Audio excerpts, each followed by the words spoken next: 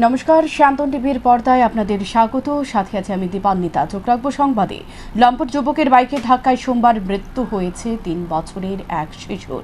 বুধবার মৃত শিশুর পরিবারের সঙ্গে দেখা করতে গেলেন সাংসদ রাজীব ভট্টাচার্য। দোষী বাইক চালকের কঠোর শাস্তির দাবি জানায় মৃত শিশুর পরিবার। মৃত শিশুর নাম আবির দাস এবং অভিযুক্ত বাইক চালকের নাম উজ্জ্বল মিয়া। অভিযুক্তকে আটক করেছে পুলিশ। সাংসদ রাজীব ভট্টাচার্য সংবাদ মাধ্যমকে জানায়, এই ঘটনা অত্যন্ত মর্মান্তিক। গোটা ঘটনার মানুষ গত দুদিন ধরে মর্মাহত হয়ে আছে।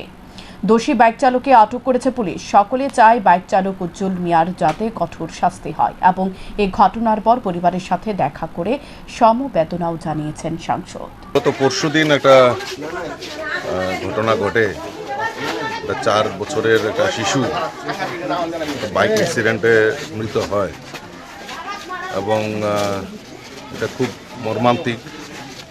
এবং এই ঘটনার পরপর আমাদের স্থানীয় মানুষ সবাই মর্মাহত হয়েছেন, মন ভেঙে গেছে এবং গতকালকে তার অন্ত্যেষ্টিক্রিয়া সম্পন্ন হয়েছে। আমরা খোঁজখবর নেওয়ার জন্য আমিও এখানে উপস্থিত হয়েছি।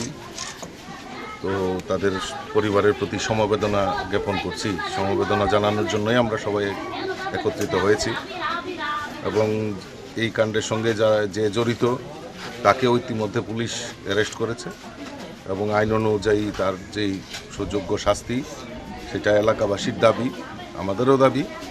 যারা এই বেপরোয়া গাড়ি বাইক নিয়ে মানুষকে হয়রানি করেন তাদেরকে নিশ্চয়ই সরকার থেকে বিভিন্ন সময়ে অ্যাওয়ারনেস করা হয়, কিন্তু তা সত্ত্বেও এইসব দুর্ঘটনা তো যারা দোষী তাদেরকে নিশ্চয়ই সরকার তার উপযুক্ত শাস্তি দেওয়ার ব্যবস্থা করে।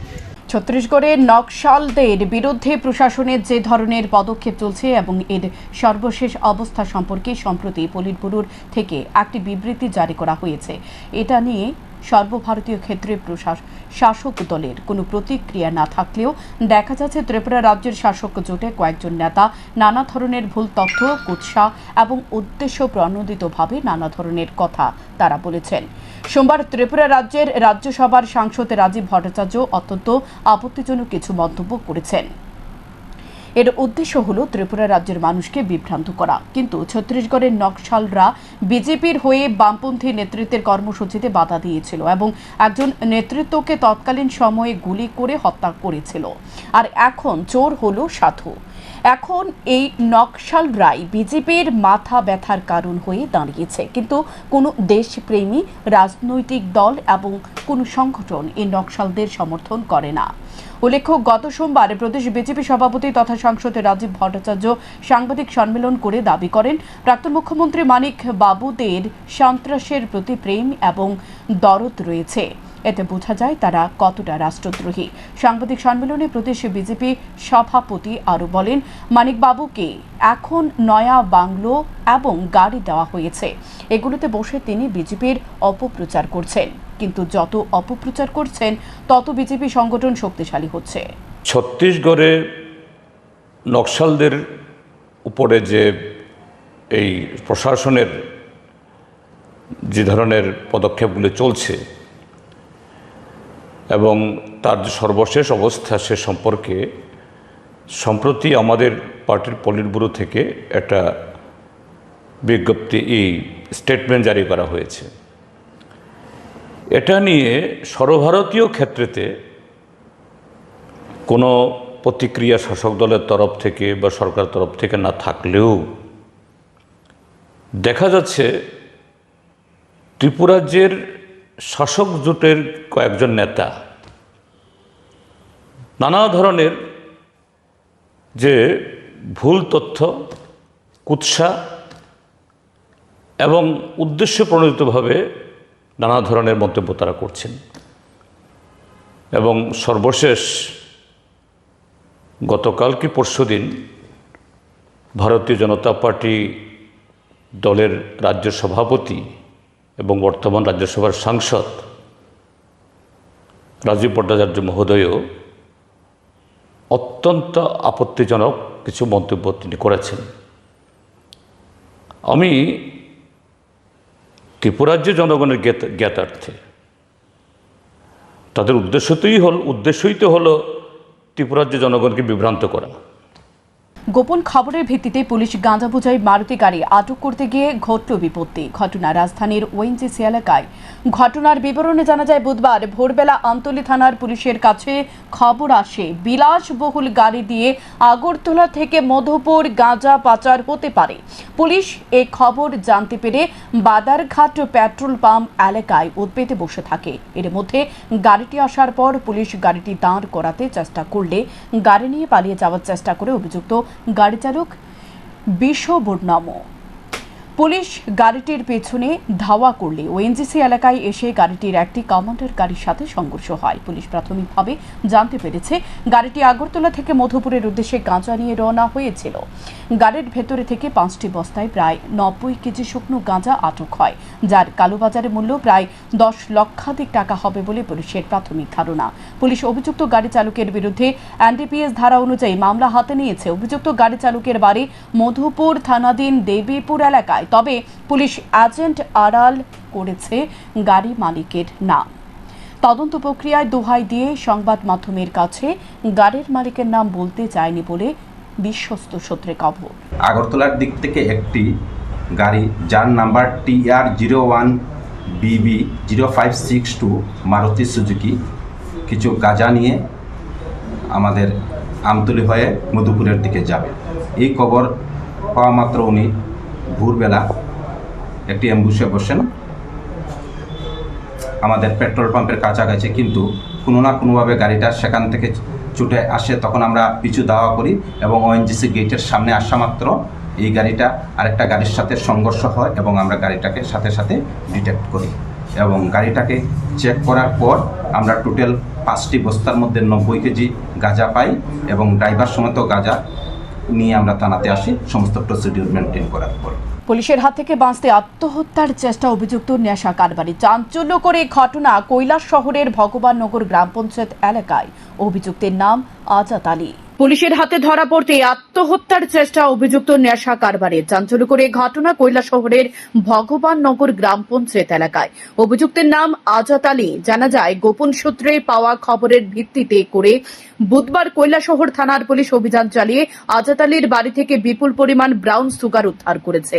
অভিযানে বাজেয়াপ্ত করা হয় মোট 90 কোটা ব্রাউন সুগার।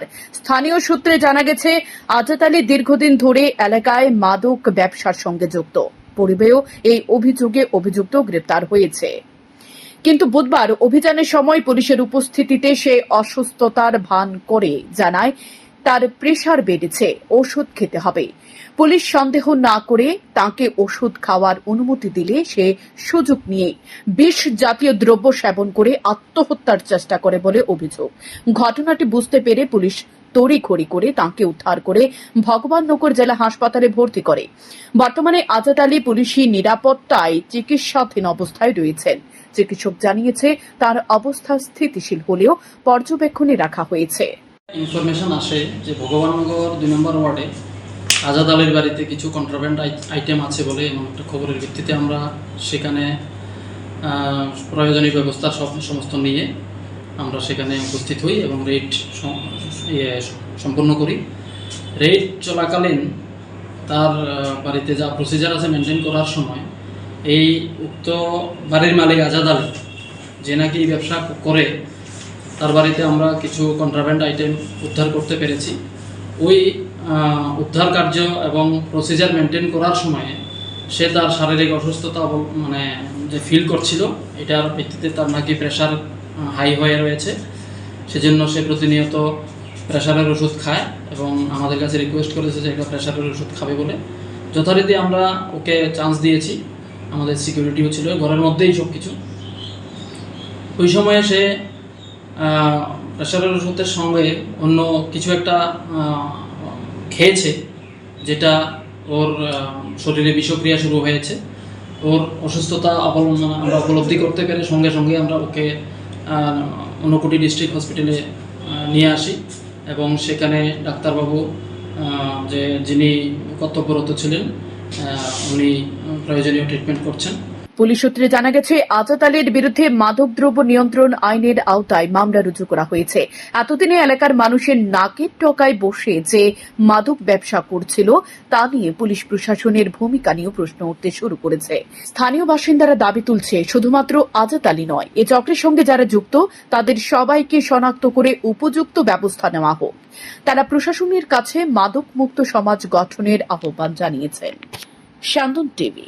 গোপন খবরের ভিত্তিতে বিলোনিয়া থানার পুলিশ এবং মতাই জি কোম্পানি 43 নম্বর ব্যাটালিয়ন বিএসএফ যৌথভাবে অভিযান চালিয়ে মতাই মুসলিম পাড়া সীমান্ত সংলগ্ন পরিত্যক্ত জায়গা থেকে প্রচুর পরিমাণে অবৈধ পাচার সামগ্রী উদ্ধার করে, যার মধ্যে রয়েছে ফেন্সিডিল, বার্মিজ সিগারেট এবং কাপড়। এগুলো অবৈধভাবে মজুত করে রাখার জন্য কোনো ব্যক্তিকে আটক করতে পারেনি পুলিশ এবং বিএসএফ। এই উদ্ধারকৃত সামগ্রীগুলো বিএসএফ তাদের হেফাজতে নিয়ে বিলোনিয়া থানার পুলিশের হাতে তুলে দেয়।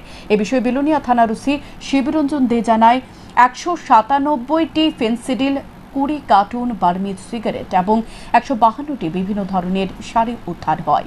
তিনি আরও জানান, এ বিষয়ে পুলিশ তদন্ত করছে। পাশাপাশি এই সামগ্রীগুলি আজ বিলোনিয়া আদালতে প্রেরণ করা হবে। আদালতের নির্দেশ অনুযায়ী পরবর্তী পদক্ষেপ নেওয়া হবে। আর বিলোনিয়া থানা পুলিশ জয়েন্ট অপারেশন করে মতাই মুসলিম পাড়া এখানে একদম বর্ডারের কাছাকাছি একটা পরিত্যক্ত জায়গা থেকে জয়েন্ট অপারেশন করে আমরা 197টা সাসপেক্টেড ফিনাইল আর ফেন্সিডেল পাওয়া যায় এবং একটা জায়গা থেকে সাসপেক্টেড টুবি বার্মিজ সিগারেট 20 কার্টন এবং 152 পিস বিভিন্ন ডিফারেন্ট শাড়িস এগুলি পাওয়া যায়। তো এগুলি আমরা আমাদের বিএসএফ আমাদের হ্যান্ডওভার করে আমরা এগুলোকে এটা ইনকোয়ারি স্টার্ট করে আজকে কোর্টে এগুলো পাঠাবো। গত 25 মে শাবরুমের সোনাইছড়ি এলাকায় বাসিন্দা সুমন নাথের ঘর থেকে প্রায় 1 লক্ষ টাকা চুরি হয়। শাবরুম থানার অভিযোগ করলে পুলিশ তদন্তে নেমে শাবরুম হাসপাতালের সম্মুখ থেকে সুজিত দাসকে আটক করে। তার কাছ থেকে নগদ 35,200 টাকা উদ্ধার হয়। পুলিশ জানায়, অভিযুক্ত চোরকে আদালতে সোপর্দ করা হবে। গত 25 মে আমাদের সোনাইছড়িতে সুমন নাথের ভাড়াটিয়া বাড়িতে বিকাল দুপুর 11টা থেকে 12:30টার মধ্যে একটা চুরির ঘটনা ঘটে। তার ভাড়া থেকে কিছু ক্যাশ টাকা নিয়ে যায় বলে আমাদের কাছে কমপ্লেন আসে। আমরা পিও ভিজিট করি এবং পিওর কাছে একটা বাড়ি থেকে আমরা সিসিটিভি ফুটেজ কালেক্ট করি। কালেক্ট করে ওই সিসিটিভি ফুটেজের ভিত্তিতে আমরা কালকে দুপুরবেলা আমাদের শাবরুম হসপিটালের সামনে থেকে আমরা ওই ঘটনায় যুক্ত একজন লোককে গ্রেপ্তার করি এবং তার নাম হলো সুজিত দাস, বাড়ি আমাদের সাতচানে বাজারের সঙ্গে, এবং তার কাছ থেকে আমরা চুরি যাওয়া 35,410 টাকা রিকভারি করি এবং তাই আমরা ইন্টারভিউ রাখছি। আজকে কোর্টে তাকে প্রেরণ করা হবে। বুধবার সকালে government pensioners association Tripura Ramnagar জোনের 10ম বার্ষিক সাধারণ সভা অনুষ্ঠিত হয়। এদিন 10 জনের প্রস্তুতি কমিটি গঠন করা হয়। সাধারণ সভায় 5 জন প্রবীণ সদস্যকে সংবর্ধনা জ্ঞাপন করা হয়। তারা হলেন সুজিত রঞ্জন দত্ত, সতীশ চন্দ্র ঘোষ, নিহারেন্দু মজুমদার, শিবরাম মুখার্জি ও অর্চনা চৌধুরী। এই সাধারণ সভায় প্রধান বক্তা হিসেবে জিপিএটির সাধারণ সম্পাদক বাদল বৈদ্য, সহ সভাপতি হারান মজুমদার এবং সম্পাদক মধুসূদন চক্রবর্তী উপস্থিত ছিলেন। জিপিএটির সাধারণ সম্পাদক বাদল বৈদ্য জানায়, কর্মসংস্থান কমে যাচ্ছে, ঘরে ঘরে বেকারের সংখ্যা বাড়ছে, গোটা রাজ্যে একটা অস্থির পরিবেশ সৃষ্টি হচ্ছে। এই পরিস্থিতিতে দাঁড়িয়ে আজকের এই সাধারণ সভার আয়োজন করা হয়েছে। আজকের এই সাধারণ সভা থেকে পেনশনারদের ডিআর এর বঞ্চনা সহ 23 দফা দাবিতে সরকারের উদ্দেশ্যে পুনরায় দাবি উত্থাপন করা হয়। বিগত দিনে গণ অবস্থানের আয়োজন করা হয়েছিল। এই গণ অবস্থানের মধ্য দিয়ে রাজ্যের মানুষের ব্যাপক সাড়া লক্ষ্য করা গেছে, কারণ সাধারণ মানুষ এই সমস্যাগুলো উপলব্ধি করেছে। পরবর্তী সময় মুখ্যমন্ত্রীর দৃষ্টি আকর্ষণ করতে সময় চাওয়া হয়েছিল, কিন্তু দুঃখের বিষয় এখন পর্যন্ত মুখ্যমন্ত্রীর কাছ থেকে কোনো সাড়া পাওয়া যায়নি। একই সঙ্গে রাজ্যের মুখ্য সচিবের দৃষ্টি আকর্ষণ করে দাবিগুলো উত্থাপন করা হলেও ওনার কাছ থেকে কোনো সাড়া পাওয়া যায়নি। কিন্তু দিন দিন ন্যায্য দাবিগুলো মিলছে না। বিশেষ করে 22% ডিআর এখন পর্যন্ত তাদের বঞ্চনা করে রেখেছে সরকার। তাই পুনরায় তারা কর্মসূচি গ্রহণ করতে প্রস্তুতি নিচ্ছে বলে জানান। নিশ্চয়ই আপনারা লক্ষ্য করছেন সমস্ত ত্রিপুরাবাসী যে আজকে জিনিসের দাম যেভাবে বাড়ছে, ওষুধের দাম যেভাবে বৃদ্ধি পাচ্ছে এবং রাজ্যের বিভিন্ন ঘরে ঘরে বেকারের সংখ্যা যেভাবে বাড়ছে, কর্মসংস্থান ধীরে ধীরে সেটা কমে যাচ্ছে। ফলে সারা রাজ্যের মধ্যে একটা অস্থির পরিস্থিতি চলছে। আমাদের পেনশনার বলেন, পারিবারিক পেনশনার বলেন, সাধারণ মানুষ আজকে সারা রাজ্যের মধ্যে তার অধিকার রক্ষা করার ক্ষেত্রে বিপর্যয়ের মধ্যে চলছে। এমন একটা পরিস্থিতির মুখে দাঁড়িয়ে আমরা আজকে এই 10ম বার্ষিক সাধারণ সভায় মিলিত হয়েছি। বুধবার শহীদ ভগৎ সিং যুব আবাসে এনসিসির এক বার্ষিক প্রশিক্ষণ শিবির অনুষ্ঠিত হয়। উদ্যোক্তারা জানায়, এনসিসির মধ্যে ছেলেমেয়েরা ভর্তি হওয়ার পর তাদের বেসিক মিলিটারি প্রশিক্ষণ দেওয়া হয়। বিশেষ করে মিলিটারি ক্ষেত্রে যে সমস্ত আইনি কার্যক্রম রয়েছে এবং গোলাগুলি যে বিষয়গুলো রয়েছে সে বিষয়ে অবগত করা হয়। कंबाइंड एनुअल ट्रेनिंग कैंप 29 ये 10 दिन का कैंप है जो कि 27 मई को शुरू हुआ है और 5 जून तक चलेगा। इस कैंप को चलाने का हमारा एक मेन मकसद ये है कि ये एनुअल ट्रेनिंग कैंप एक मैंडेटरी रिक्वायरमेंट है हर कैडेट के लिए। हर साल वो जैसे जैसे अपना ट्रेनिंग प्रोग्रेस करता है वो एग्ज़ाम लिखने से पहले इस कैंप को ज़रूर अटेंड करता है और इस कैंप को अटेंड करने के दौरान ये पहली बार यहाँ पे एक मौका मिलता है उसको अपने स्कूल के अलावा बाकी एनसीसी कैडेट दूसरे इंस्टीट्यूशन में जो पढ़ रहे हैं उनके साथ इंटरेक्ट करने के लिए एकजुट होके ट्रेनिंग करने का मौका मिलता है और एकजुट होके टास्क को संभालने का मौका मिलता है। এখনকার মতো সংবাদ এ পর্যন্তই। পরবর্তী আপডেট দেখতে চোখ রাখুন শান্তন টিভির পর্দায়। নমস্কার।